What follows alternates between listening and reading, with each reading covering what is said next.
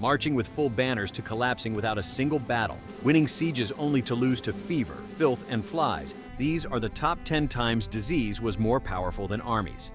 General Typhus. Napoleon Bonaparte is remembered as a military genius who rewrote the rules of warfare. But his most catastrophic defeat wasn't caused by the Duke of Wellington, the Russian winter, or a lack of ammunition. It was caused by a louse. In June 1812, Napoleon marched into Russia with the Grande Armée, a colossal force of over 600,000 men. It was the largest military force Europe had ever seen, a rolling city of soldiers, horses, and wagons that stretched for miles. Napoleon expected a quick, decisive victory to force the Tsar into submission. Instead, he met typhus. The disease is carried by body lice, tiny parasites that thrived in the filthy, crowded, and sweaty clothes of the marching French soldiers who went weeks without washing. Before Napoleon even fought a major battle, thousands of his men were falling ill daily. They suffered from high fevers, unbearable headaches, and delirium that made them wander off into the woods to die. The roads to Moscow became graveyards, not because of Russian bullets, but because men were literally rotting in their uniforms.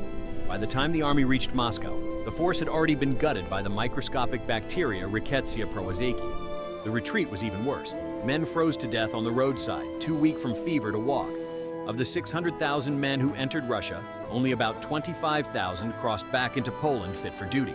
The Russian army didn't destroy the Grand Army, typhus did. It remains the most devastating example of how hygiene, not firepower, dictates the fate of empires. On Smallpox Conquest.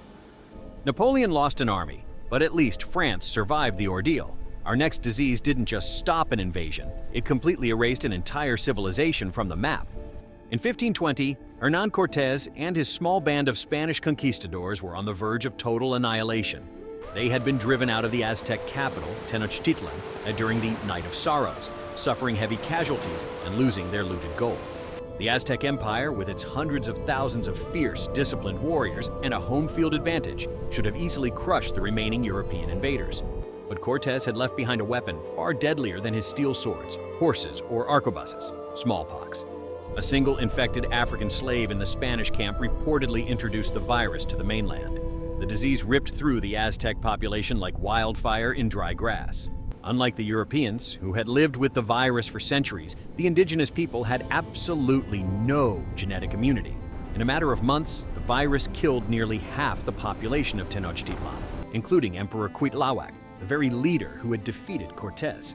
The social structure collapsed, farmers died, leaving crops to rot, and warriors were too sick to lift their shields.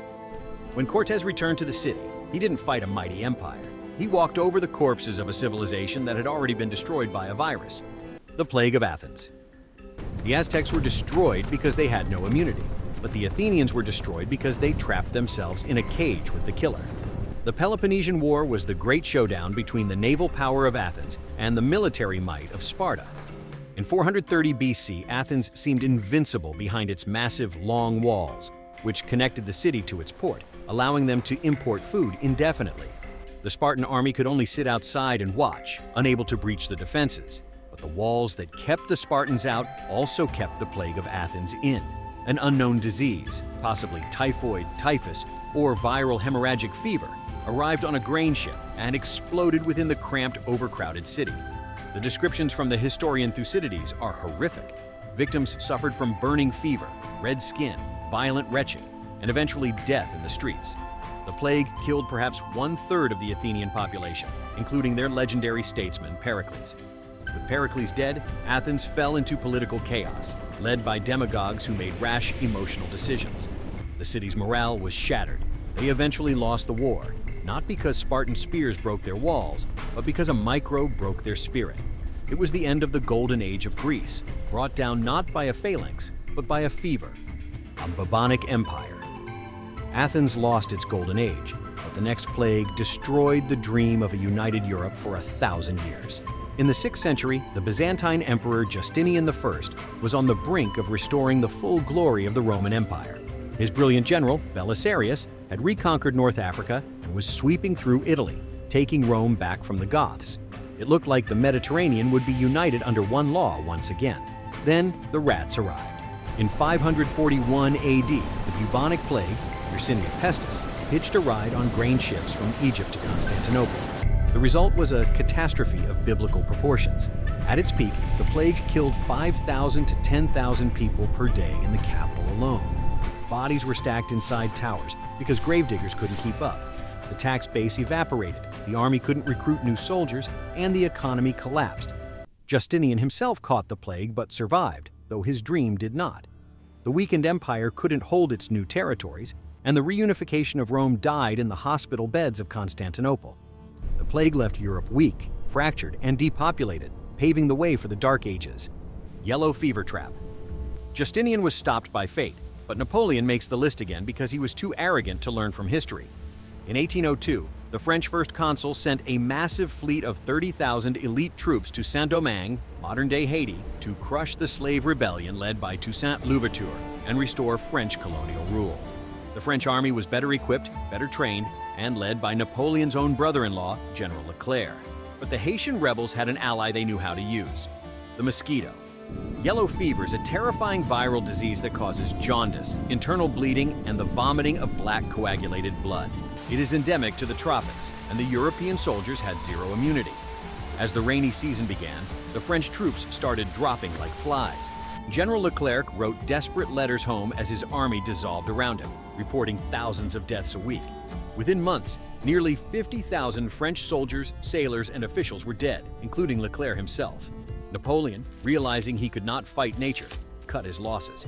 He abandoned his ambitions in the Americas and sold the Louisiana Territory to the United States for pennies, doubling the size of the US, all because of a mosquito bite. Black Death Catapult.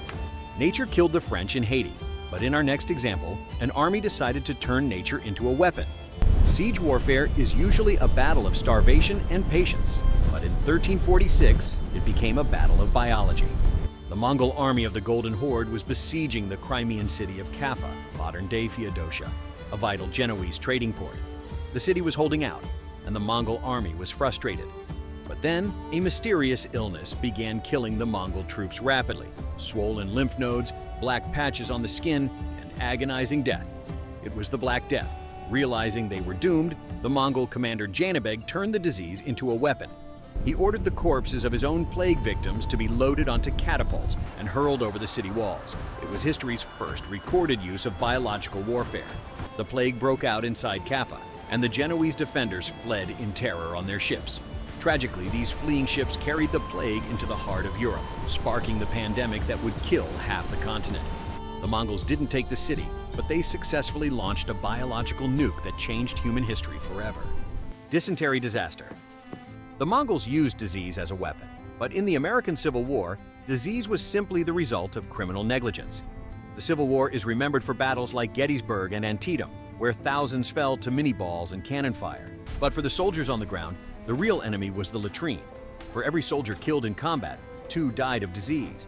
The camps were unsanitary nightmares, with open sewers often running next to drinking water sources.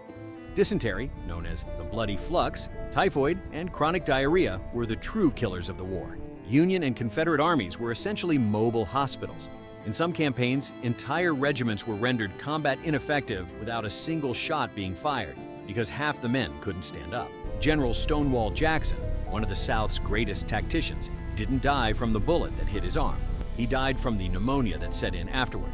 The sheer loss of manpower to bacteria extended the war and increased the misery. If modern antibiotics and hygiene standards had existed in 1861, the war might have been shorter, bloodier in combat, but far less tragic in total loss of life. On Antonine Scourge. The Civil War camps were dirty, but at least the nation survived. This next plague broke the back of the greatest empire the world had ever known. At the height of its power in 165 AD, the Roman Empire was the master of the known world. The Pax Romana, Roman peace, was an era of unprecedented stability and economic growth. But when soldiers returned from a campaign in the Near East, modern-day Iraq, they brought back more than just loot. They brought the Antonine Plague, likely smallpox. The disease ravaged the empire for 15 years. It didn't discriminate, killing commoners, aristocrats, and even Emperor Lucius Verus.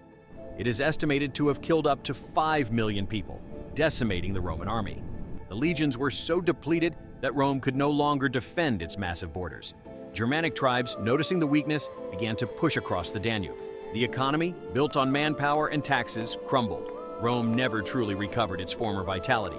The Antonine Plague marks the turning point where the glorious ascent of Rome stopped, and the long, slow, painful decline began. A microscopic virus did what Carthage, Greece, and Gaul could not. It defeated the Roman eagle. Dysentery Crusade. Rome fell slowly, but the Seventh Crusade fell because the army literally couldn't stand up.